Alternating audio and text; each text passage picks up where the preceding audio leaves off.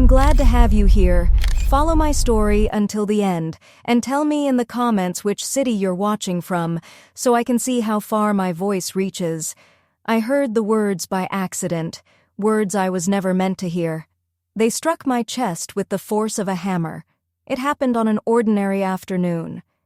I was standing in my quiet kitchen, holding the cordless phone that had just finished ringing.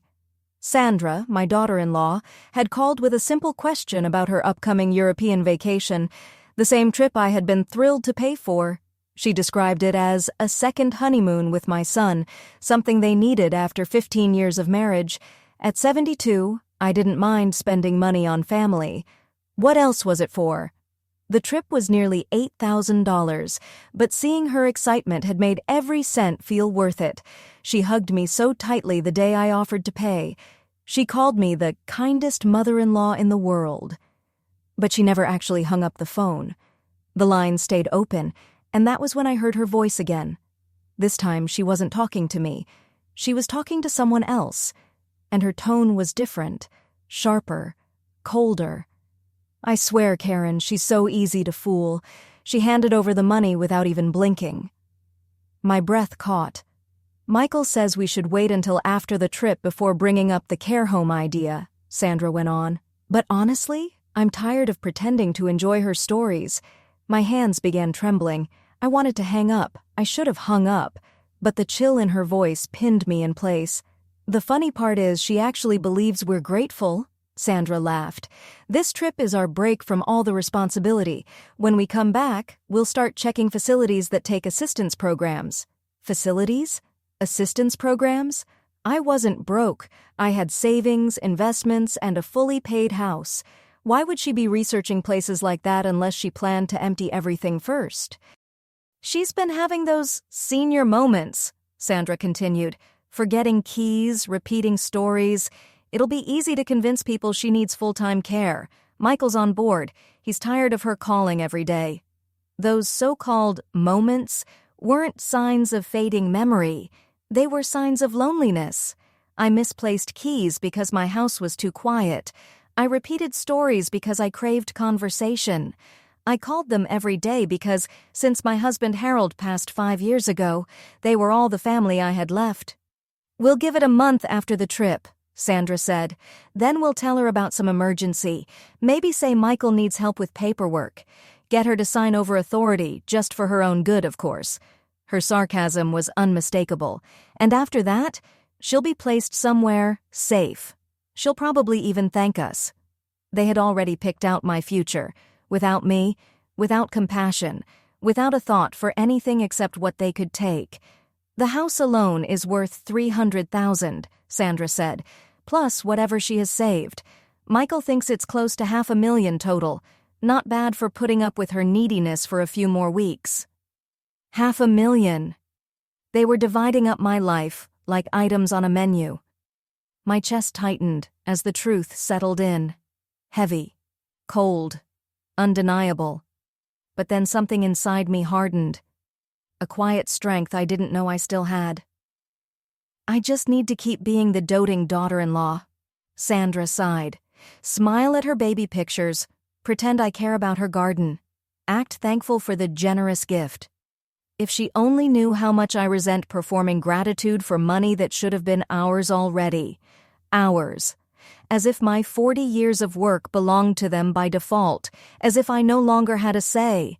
Her final laugh, sharp and selfish, snapped me out of my frozen shock. I hung up the phone with shaking hands and stared at the late afternoon light slipping across the kitchen floor. The same light that had filled this home when Harold installed those windows decades ago. The silence around me felt different now, not peaceful, not lonely, but dangerous. Because now I knew the truth. I wasn't living with family who cared about me. I was surrounded by people who saw me as an obstacle, and the money behind it. I'm glad to have you here. Stay with my story until the end, and tell me in the comments which city you're watching from. I want to see how far this story travels.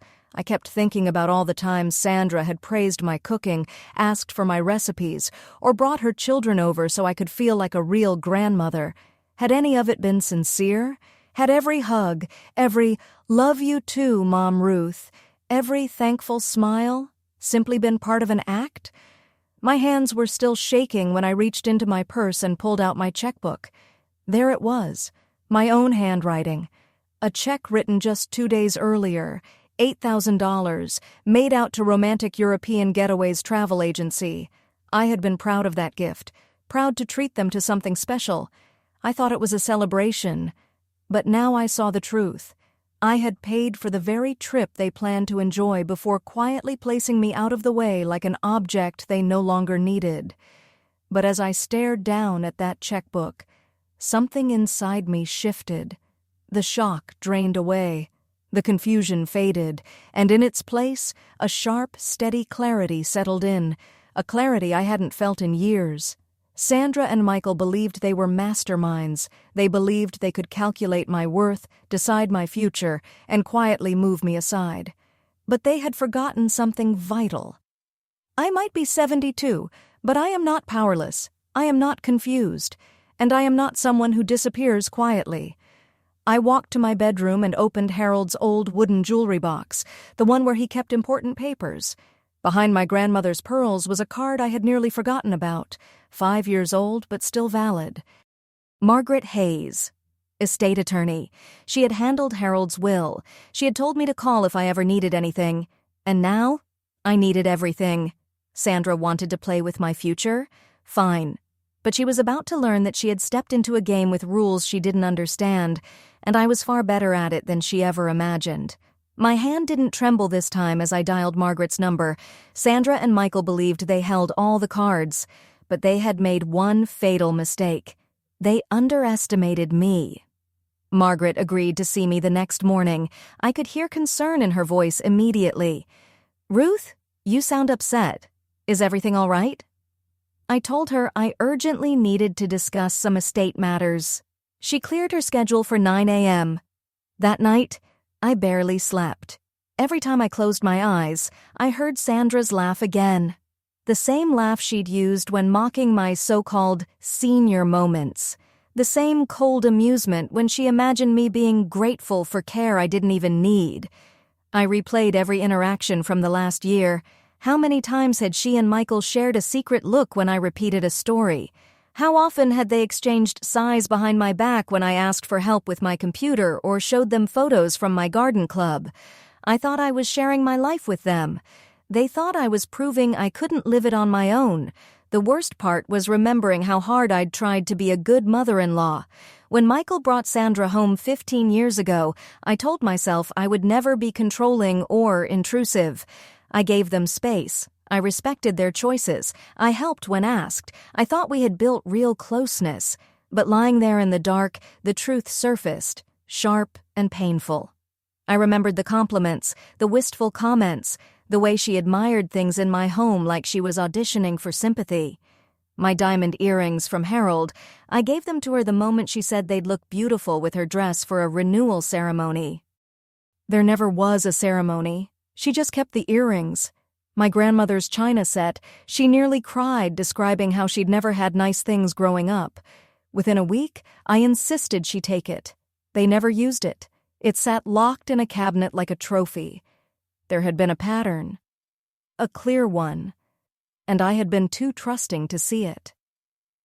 Margaret's office looked exactly the same as it had 5 years ago. The deep burgundy chairs, the wall lined with books, the calm air of competence. But Margaret herself looked older, grayer, and when she saw me, her face softened with genuine concern. "Ruth, you look exhausted. What happened?" I had rehearsed what I would say, but the moment I sat down, everything poured out of me at once. The phone call, the plans, the calculated comments, the quiet decisions made behind my back. Margaret listened without interrupting, her expression darkening with every detail. When I finished, she put down her pen. "Ruth, I need to ask something important. Are you having any memory issues? Any confusion? Anything at all that might support what they're claiming?" It hurt to hear, but I understood why she needed to ask. "No," I said firmly. "I lose my keys sometimes, everyone does, but my mind is clear. I remember everything." My doctor examined me just last month. I'm in excellent health. She nodded thoughtfully. Good. We'll document that, but the real question is, what do you want to do next? Confronting them could push them to move faster. And in that moment, I knew, whatever I did next, I would not let them decide my fate. I had been thinking about this all night. I don't want to confront them yet, I told Margaret. I want to protect myself first. I want to make sure they can't touch my money or push me into anything I don't agree to. Smart approach, Margaret said, pulling out a legal pad. Let's start with the basics. Who has power of attorney for you? No one, I answered. Harold and I never set that up. And after he passed, I didn't think about it. Good, that means we're starting fresh. Who's the beneficiary on your accounts? Michael, I said quietly. On everything. I swallowed. I have about $200,000 in savings, another $150,000 in investments. The house is worth around $300,000, and there's a life insurance policy for another $100,000. Margaret wrote down each number. So roughly $750,000 total. She looked up, her eyes thoughtful. More than enough to motivate people to cross lines. Then came the question I'd been dreading. Ruth? Do you think Michael knows about Sandra's plan? The answer sat heavy in my chest. Michael, my baby boy, my only child, the one who used to crawl into my lap when he was scared, who brought me dandelions like they were priceless gifts. But that little boy had grown into a man who, according to Sandra, found me inconvenient. She said he was already on board, I whispered. She said he was tired of my calls and visits. Margaret's expression softened. I'm so sorry, Ruth. That must be painful to hear. It is, but I can't let that stop me from protecting myself. You're absolutely right. Margaret pulled several documents from her cabinet. Here's what we're going to do, she said firmly. First, we'll create a power of attorney that can only be activated if 2 independent doctors confirm any mental decline. Second, we'll place your assets into a revocable trust with clear instructions about your care. Third, we'll create a detailed directive stating you do not want placement in any facility unless you're physically unable to care for yourself. How long will this take? I asked. If we move quickly, everything can be ready within a week. She paused. But Ruth, if they plan to challenge your independence, we need solid medical proof on your side. Anger simmered beneath my ribs at Sandra's little jokes about my moments. Can you recommend someone? I asked. Absolutely. Dr. Patricia Williams specializes in evaluations for older adults. Her assessments carry a lot of weight in court. I'll try to get you in this week. As Margaret explained the strategy, something unfamiliar rose inside me. Control. For months, I'd been drifting. Letting Sandra plan family dinners, letting Michael decide holiday schedules, letting myself shrink into the background for the sake of harmony. I'd called it being thoughtful, supportive. But really, I'd been giving away my power tiny piece by tiny piece. There's just one more thing, Margaret said as she stacked the documents. You said they're taking that Europe trip, the one you paid for. When do they leave? Next Friday, I said. They'll be gone for 2 weeks. Margaret smiled, not gently this time, but strategically. Perfect. We'll complete everything while they're away. When they return, you'll be protected from every angle. Walking out of her office, the morning sun felt warmer than it had in years. For the first time since Harold passed, I felt like me again, not the lonely widow grateful for scraps of attention, not the convenient grandmother whose savings were available, but Ruth Henderson, a woman who built her life with her own hands and wasn't about to be swept aside. Sandra and Michael thought they had everything planned. They thought I was easy to manipulate.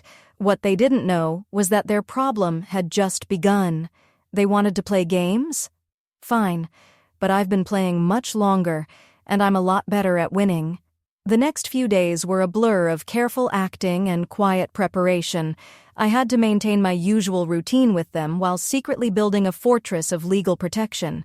It was exhausting, but strangely exhilarating. Every polite smile I gave Sandra, every warm reply to her false sweetness, It was all part of my performance now. On Wednesday afternoon, she called again. "Mom, Ruth, you're sure about covering the travel insurance too?" "It's another $300, but Michael thinks we should have it." "Of course, dear," I said, my voice steady and warm. "I want you both to travel without worry." "You're such an angel," she gushed. "I don't know what we'd do without you." Then her tone shifted. "Oh, and while we're gone, maybe you shouldn't stay alone in that big house. I could ask my sister Karen to check on you. She could even stay a few nights if you get lonely." A chill slid down my spine. Karen wasn't a helper. She was a spy, a direct line to Sandra. "That's thoughtful," I said, keeping my voice gentle. "But I'll be just fine. I have my clubs and plenty to keep me busy." "Well, if you change your mind, I'll give Karen your number." When I hung up, I sat in my kitchen with my hands wrapped around my coffee mug, realizing the truth. I wasn't just living my life anymore. I was running a quiet, strategic mission, and so far, I was winning. Sandra was already putting people in place to keep an eye on me, probably hoping to collect examples of forgetfulness or confusion, but two could play that game, and I had just started playing smarter. Thursday morning, I had my appointment with Dr. Patricia Williams. Her office was inside a medical building downtown, the kind with polished floors and quiet hallways. The waiting room was full of older patients accompanied by their adult children. I watched them carefully. Some children seemed genuinely caring, leaning in as their parents spoke, jotting down notes. Others looked restless, scrolling through their phones while their parents tried to answer the doctor's questions.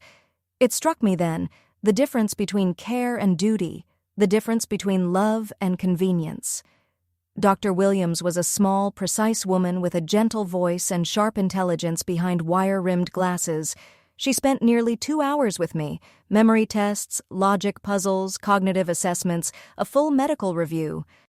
She asked me to remember lists of words, draw shapes, solve math, and discuss current events. When we finished, she closed her notebook and gave me a reassuring smile. "Mrs. Henderson," she said, "your cognitive function is excellent. Your memory is strong, your reasoning is clear, and your decision-making is sound. I'll prepare a thorough report confirming your full mental competency." "Doctor," I asked quietly, "if someone tried to have me declared incompetent, what would they need?" Her expression changed, soft concern turning into firm professionalism. "They would need real medical evidence of severe decline, documented examples of poor judgment that put you in danger, and testimony from people who see you regularly. Based on everything I've observed today, anyone making that claim would need to invent evidence." Hearing that felt like exhaling after holding my breath far too long. That afternoon, I returned to Margaret's office to sign everything she'd prepared. The power of attorney required 2 independent doctors before activation. The trust shielded my assets from anyone trying to question my mental state. The advance directive made my care preferences impossible to misinterpret. As I signed the final page, Margaret looked at me seriously. "Ruth," she said, "we need to talk about another possibility. What if they try emotional manipulation? They might claim you're hurting Michael or being unfair to your grandchildren." I had already thought about that. Michael's children, Emma, 16, and Jake, 14, were wonderful kids, but I hardly saw them anymore.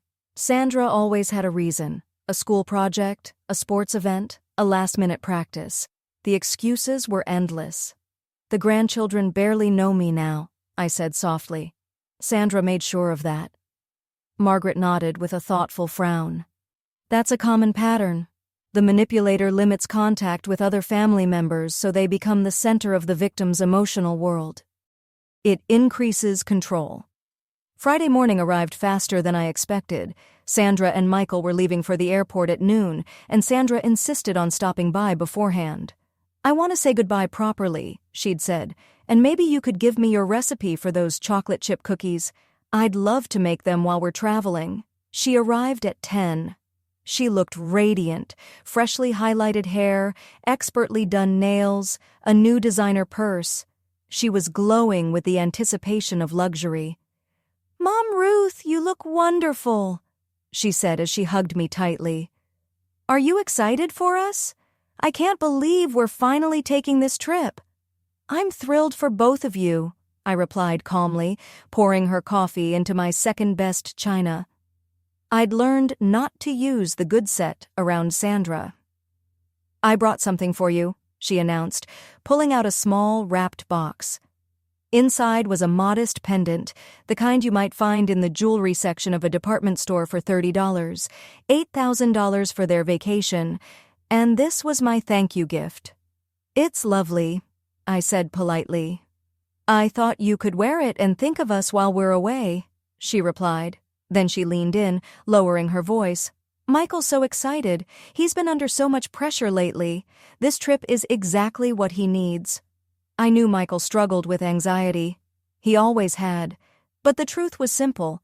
Most of his recent stress came from chasing the lifestyle Sandra wanted, a lifestyle far beyond what they could afford on his salary. "Where are you most excited to visit?" I asked, keeping my expression open and warm. "Oh, everywhere," she sighed dreamily. "Paris, Rome, Barcelona. We're doing a wine tour in Tuscany, and Michael booked a cooking class in Lyon, and the hotel spa in Paris looks incredible." I listened to her excited rambling, silently calculating the cost. The $8,000 I paid was only the foundation. They'd likely spend another $5,000 on tours, shopping, and fancy meals, money they didn't have, which meant more financial stress, which meant they'd lean on me even harder, which meant they needed me out of the way, legally and financially. "I should get going," Sandra said finally, glancing at her watch. "Michael gets nervous if we're not early for the airport." She stood and hugged me again. Her fragrance was luxurious, her cashmere sweater soft, her appearance polished to perfection, and yet every part of her felt staged. "Have a wonderful time," I said as I walked her to the door. "Don't worry about anything here.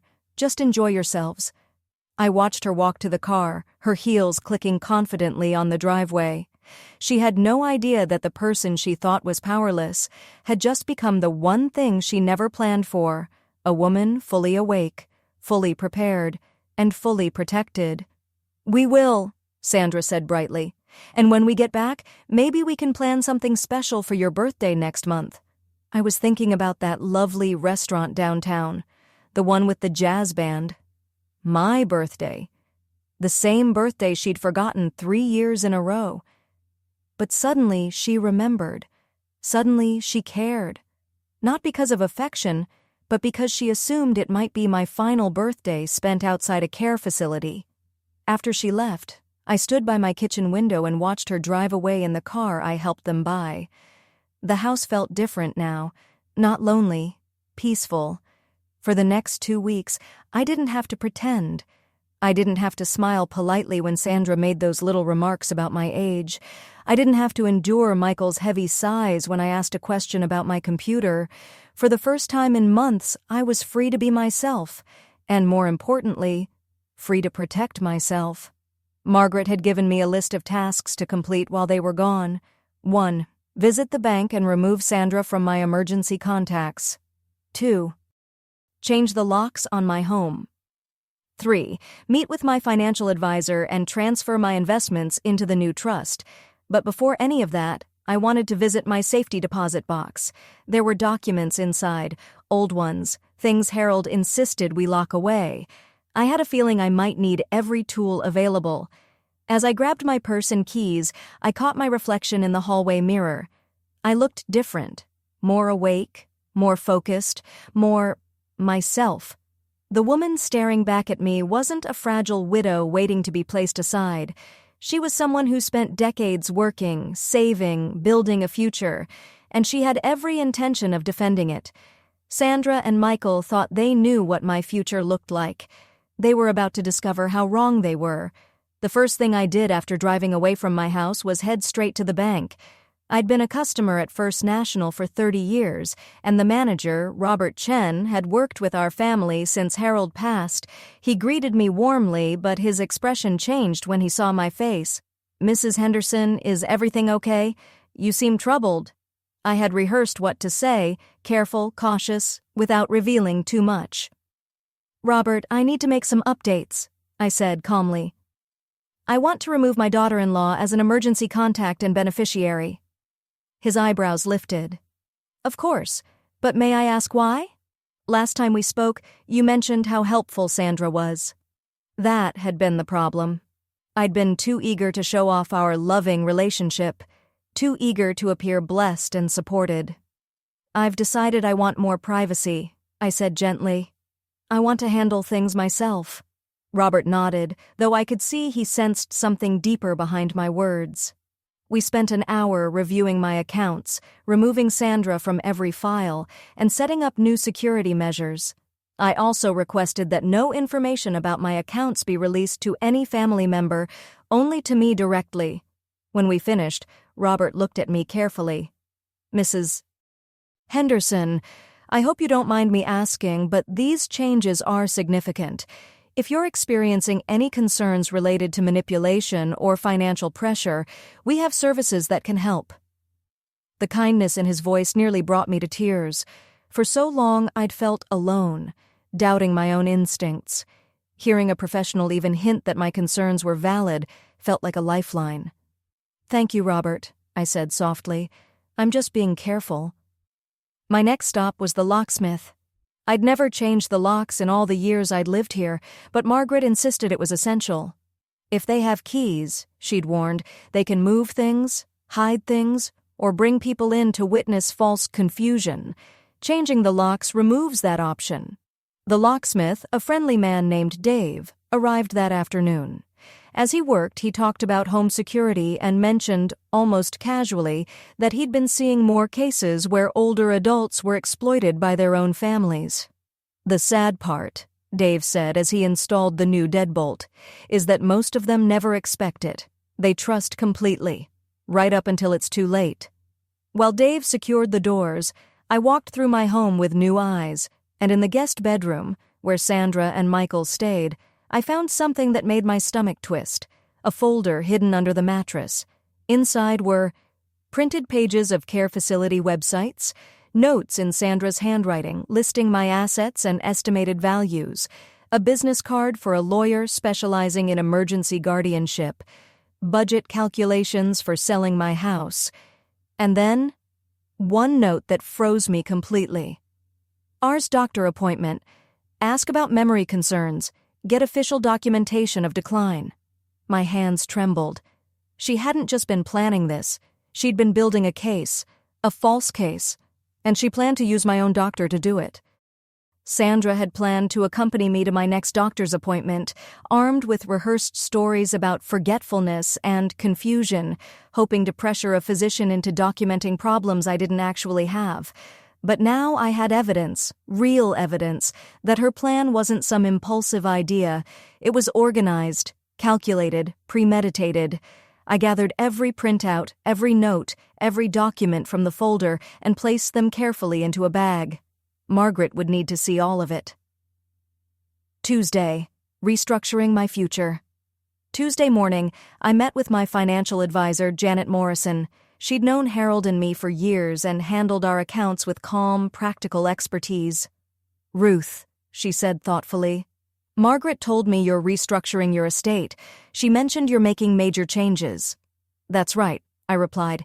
I want everything moved into the new trust, and I need to update my beneficiary designations. Janet pulled up my files. You currently have Michael listed as primary beneficiary on everything: IRA, investments, insurance. She paused. Are you sure you want to change that? Yes, I said firmly. She studied me for a moment.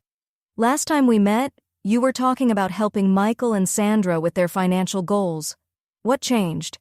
I'd prepared for this question. I've realized I need to think more intentionally about my legacy, I said. I want my money supporting the causes I care about, not just going directly to family out of habit. Janet nodded slowly. That's actually very responsible. It's wise to plan with purpose, not assumption. For the next 2 hours, we restructured everything. Michael would still receive a portion, 25%, but no longer everything by default.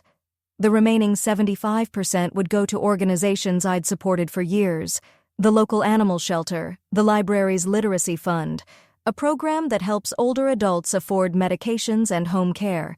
When we finished, Janet leaned back. "Ruth, this is one of the most meaningful estate plans I've seen. You're supporting your family, but also creating real impact." She didn't know the full story, but sitting there, making thoughtful decisions about my legacy, I felt proud.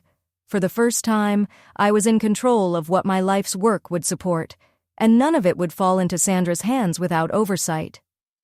Wednesday, the spy arrives.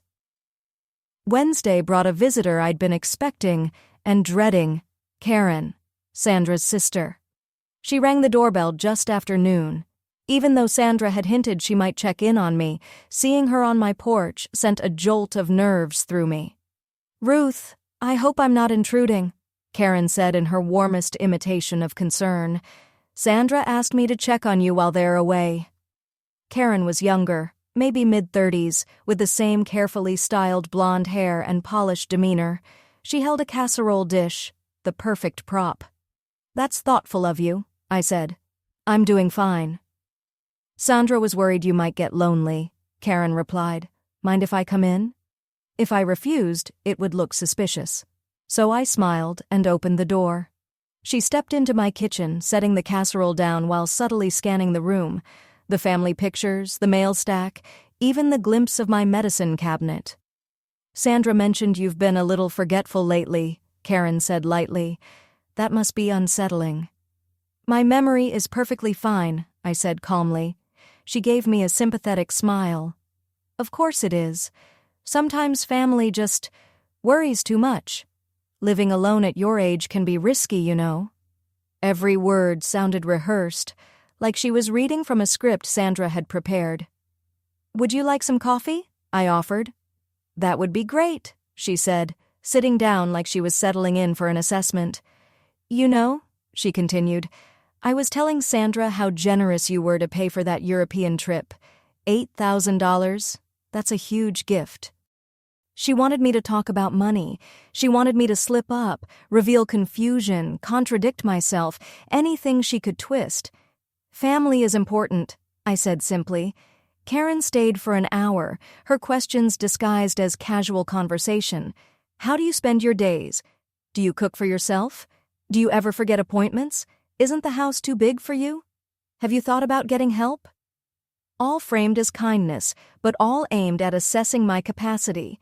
At one point, she even offered to help organize my medicine cabinet. That alone told me everything I needed to know. Reporting the reconnaissance. After she left, I called Margaret immediately. "She was conducting surveillance," Margaret said, not missing a beat. "Everything you described. Memory comments, concerns about safety, interest in medications. It's classic information gathering." "What do I do if she comes back?" I asked. "Be polite, but guarded. Don't let her in alone. Don't let her handle your medications or documents. And Ruth, document everything, every visit, every comment, every red flag." That evening, I sat in my living room with a notebook, replaying the entire visit. And as I wrote, the truth became crystal clear. The casserole wasn't kindness. Her questions weren't concern. Her smile wasn't genuine. The entire visit had been an evaluation, to gather proof for a challenge against my independence. And Sandra had planned every step. Karen's comments about my house being too big had been rehearsed lines, planting seeds for later arguments about why I supposedly needed assisted living. Sandra and Michael thought they were brilliant. They sent their spy to gather observations while they enjoyed their European vacation, paid for with my money, believing I'd be sitting at home, lonely and unaware, easy to push around. But I wasn't the easy target they imagined. Every tactic they used was being written down. Every remark, every fabricated concern, every small manipulation was being saved. And Margaret was collecting all of it for the battle she knew was coming. They thought they were stalking a vulnerable woman. Instead, they'd wandered into the careful, quiet strategy of someone who had lived long enough to understand exactly how people operate. Their return. Sandra and Michael came home from Europe on a Sunday evening, 14 days after leaving. 14 days in which I had rebuilt my financial life, secured my home, rewired my estate, and fortified every boundary they planned to cross. But on Monday morning, when Sandra called, I made sure to sound exactly like the mother-in-law they expected. "Mom Ruth, we're back. It was unbelievable. Paris was magical, and the wine tour in Tuscany was straight out of a movie. We took so many pictures for you." "I'm so glad you both had a wonderful time, dear," I said softly. "I can't wait to hear all about it. We brought you gifts, a scarf from Paris and the most amazing olive oil from a tiny Italian village. Can we come over this afternoon?" Of course, they were eager to show off the souvenirs purchased with my generosity. They arrived at 3 o'clock, tanned, glowing, and very pleased with themselves. Sandra practically floated into the house in brand new clothes. Michael looked relaxed, happier than I'd seen him in years. "Mom, this trip was exactly what we needed," he said, hugging me tightly. "Thank you for everything. Really." For a moment that old ache rose in my chest, the memory of the little boy he once was, full of love and gratitude. But then I remembered the voice I'd heard on the phone, the mocking laughter, the plan to throw me into a facility like unwanted clutter. My strength returned instantly. "I'm just happy you enjoyed yourselves," I said, taking the scarf and olive oil with a smile. The gifts were lovely, thoughtful, almost convincing. For a moment, I wondered if I had imagined it. The cruelty, the manipulation, the scheme. But then Sandra spoke.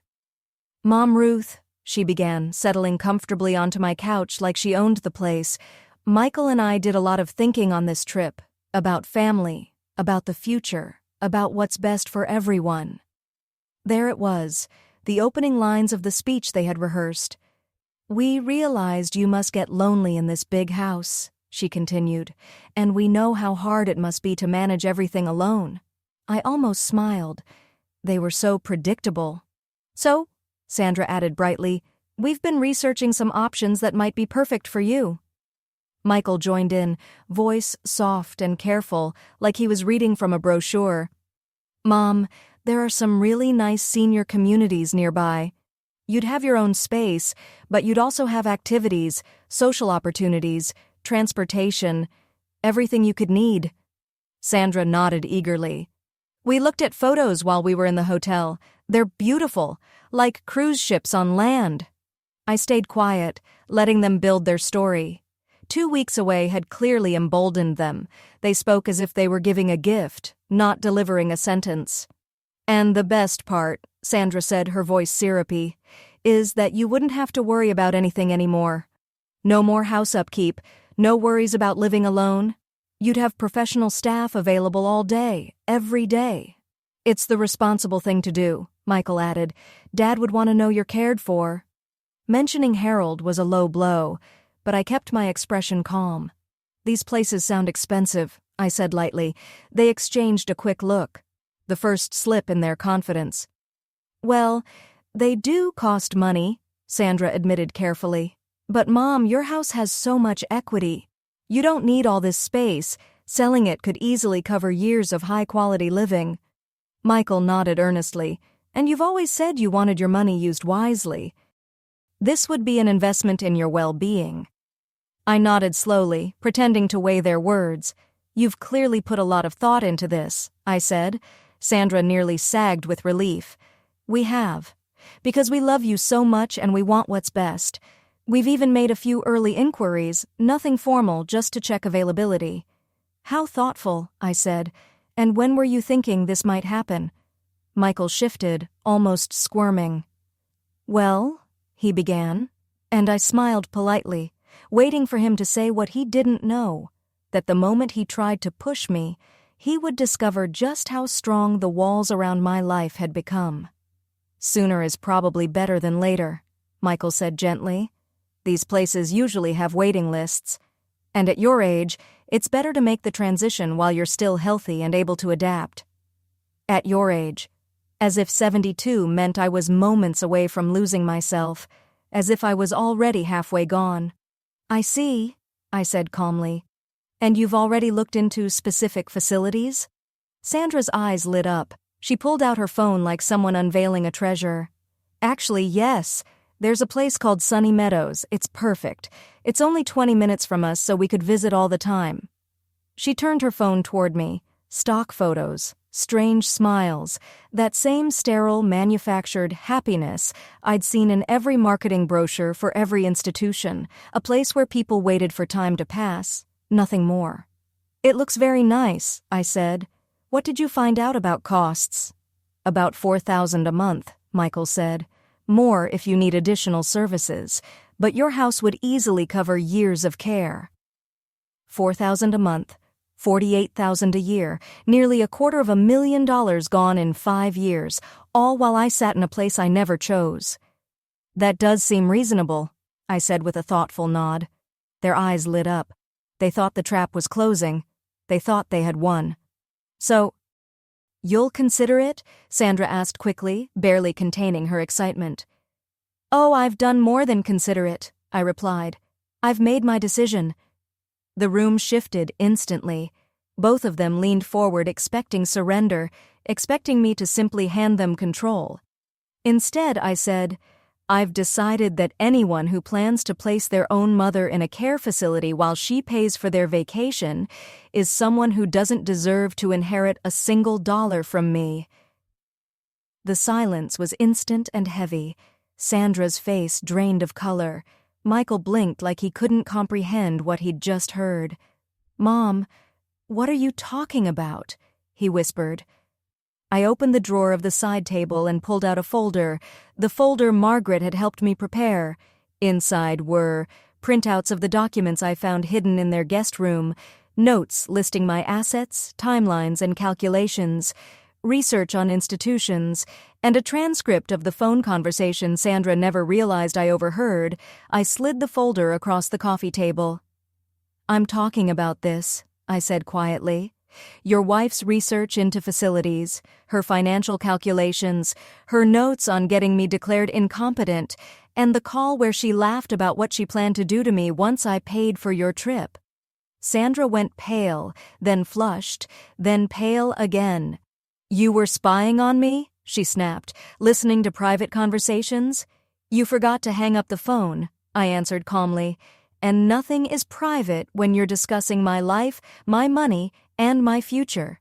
Michael snatched the folder and started reading. With every page, his expression changed. Shock, disbelief, horror. Sandra, what is this? He demanded.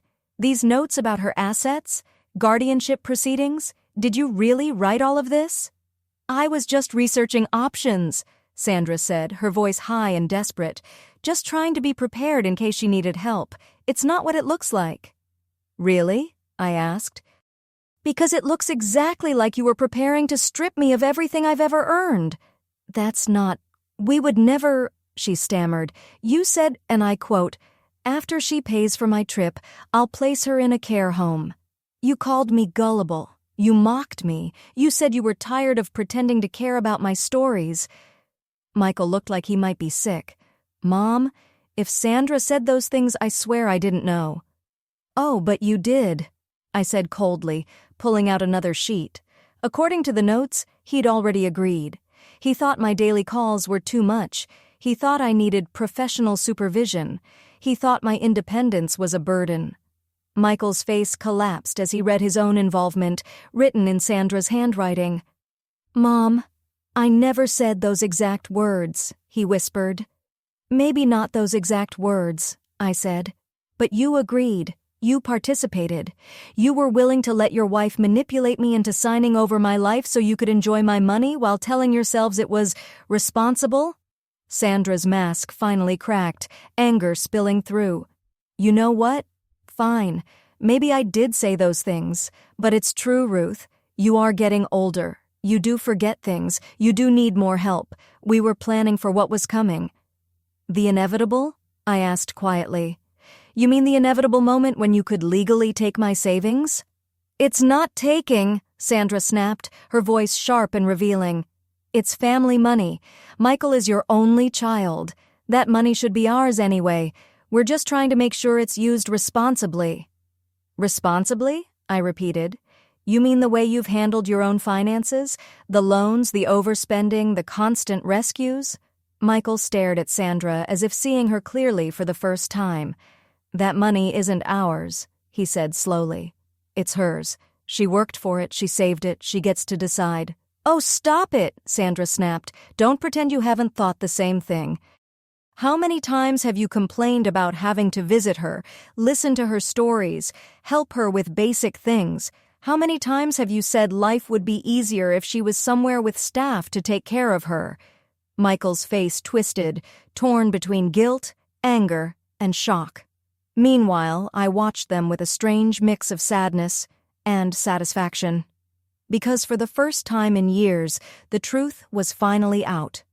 My son and his wife were tearing each other apart right in front of me, exposing the cracks in their marriage I hadn't wanted to see, and all of it revolved around me. My life, my money, my future. I was the reason for the argument, but I'd also been the target of their plans. Enough, I said at last. They both stopped, turning toward me as if suddenly remembering I was still in the room. Mom, I think we've all said, Michael began. I raised my hand and he fell silent. I want you both to leave now, I said quietly, and I want you to understand something very clearly. Their faces tightened. You will never receive another penny from me. You will never have access to my accounts, my home, or my personal decisions. If you try to question my competency, you'll discover I've already taken legal steps to protect myself, and if you try to challenge my will, you'll find that most of my estate is going to charity. Sandra's expression twisted with anger. You can't do this to us, she snapped. We have children. We have a mortgage. You can't just cut us off. Watch me, I replied, standing and walking toward the door. Your financial problems are not my responsibility. Your bad choices are not my burden, and your greed is not mine to fix. Mom, please, Michael said, his voice cracking. Can't we talk about this? Work something out? For a heartbeat, his pain almost broke me. Almost. But then I heard Sandra's laughter in my memory, the mocking tone, the way she spoke about me as if I were an object to be stored, and the softness inside me turned to steel. The time to talk, I said, was before you decided to treat me like a walking bank account with an inconvenient old woman attached to it. Now it's time for you both to learn what life looks like when you take care of yourselves. They left without another word. Sandra stormed down the walkway, furious. Michael looked back once, his face full of regret that might have been genuine. But whatever sincerity he had came far too late. As I watched their car pull away, I felt something I hadn't experienced in years. Complete, quiet peace. The confrontation I'd dreaded was over, and I hadn't just survived it, I'd won. 6 months have passed since that day in my living room, and my life has changed more than I ever thought possible. My house feels different now. Not empty. Calm. The silence that once felt heavy now feels like freedom. I wake up when I please. I eat what I like. I watch whatever I want on television without anyone sighing or checking their phone like my presence is an inconvenience. The legal protections Margaret set up turned out to be exactly what I needed. 2 weeks after that confrontation, Michael and Sandra tried to challenge my independence through a lawyer they'd hired, but Dr. Williams's detailed evaluation, backed by all the documentation Margaret had collected, made their argument collapse before it even began. Their attorney actually advised them to walk away, warned that if they pushed the issue, it might be viewed as an attempt to exploit an older relative. Through mutual acquaintances, I heard how things unfolded after that. Without my money to fall back on, they struggled. Michael had to take a second job. Sandra went back to work full-time for the first time in years. Their glamorous European vacation, it turned out, had been charged to credit cards they couldn't pay off. With no bailout coming from me, they finally had to face the consequences of their spending habits. Part of me felt a sad kind of sympathy, especially for Michael, but another part of me knew this was necessary. For too long, I had made life too easy for them, smoothing over their mistakes, paying their bills, cushioning every fall. I hadn't protected them. I'd enabled them. The doorbell rang, pulling me out of my thoughts.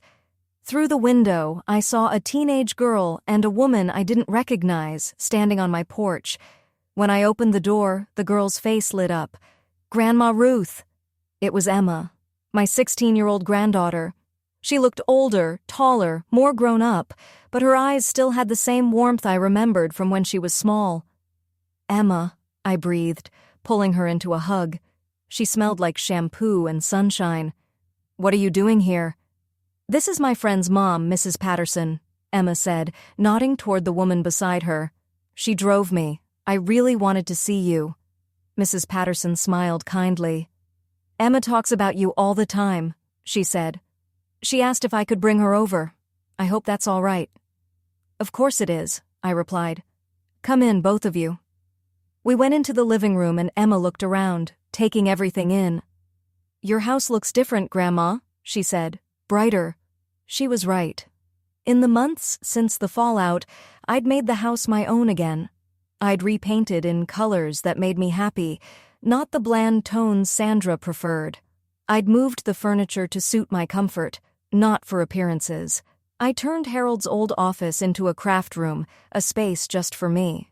"I've made a few changes," I said with a small smile. "How are you, sweetheart? How's school?" "Good," she said. "Better, actually.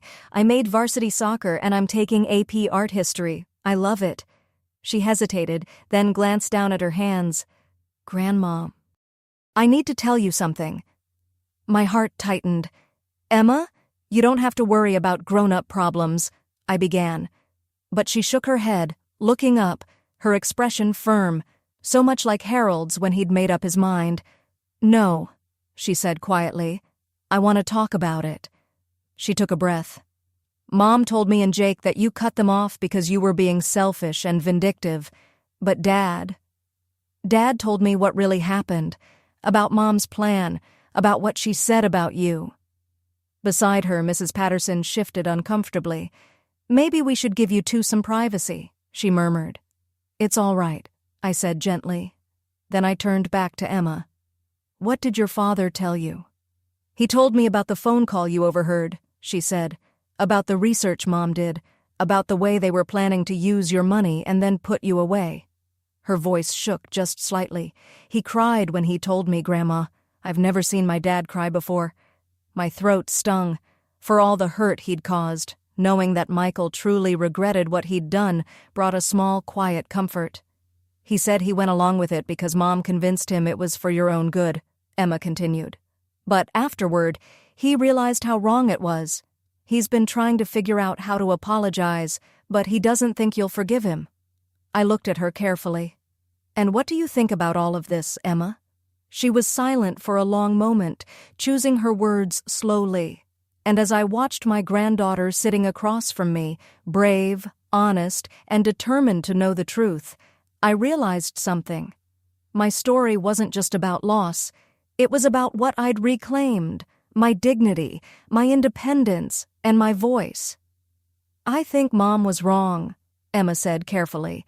"What she planned was horrible, and I think Dad should have stood up to her instead of just going along with it." She took a small breath. "But I also think maybe you both made mistakes." My heart tightened, but I asked gently, "What kind of mistakes do you think I made?" "I think you made it too easy," she said quietly. "Mom's always been manipulative, even with me and Jake. She knows how to guilt people into doing what she wants, but you always gave her everything, so she kept asking for more." The honesty in her voice, the clarity, stunned me. My 16-year-old granddaughter had pinpointed the truth more clearly than most adults ever could. "You're very perceptive," I told her. She smiled softly. "I get that from you. Mom always said I was too much like my grandmother. She meant it as an insult, but I took it as a compliment." Mrs. Patterson, who had been sitting quietly, spoke gently. "Emma's had a tough time at home lately. Her parents, well, things aren't good. A lot of fighting, a lot of blame. She asked if she could spend some time with you, if you're open to that." "I'd love that," I said immediately. "But Emma, what about your parents? Won't they object?" "Dad said I can decide who I want to see," she answered. "Mom, said some things I'm not going to repeat, but I'm old enough to make my own choices. We spent the afternoon talking the way we hadn't talked in years. She told me about school, her friends, the art class she loved, her dream college. I told her about my own renewed life, the art classes I'd joined, the book club I adored, the volunteer work I'd begun at the shelter. "You seem different, Grandma," she said thoughtfully. "Stronger. More you." "I feel more like myself," I admitted. "I spent so long trying to be the perfect mother and grandmother that I forgot to be Ruth." "I like Ruth," Emma said firmly. "A lot." When Mrs. Patterson stood to leave, Emma hugged me tightly. "Can I come again next weekend? Maybe even stay over sometimes?" "I would love that," I said. "But sweetheart, hear me clearly. I will always love your father, and I hope one day we rebuild that relationship. But I will never go back to the way things used to be.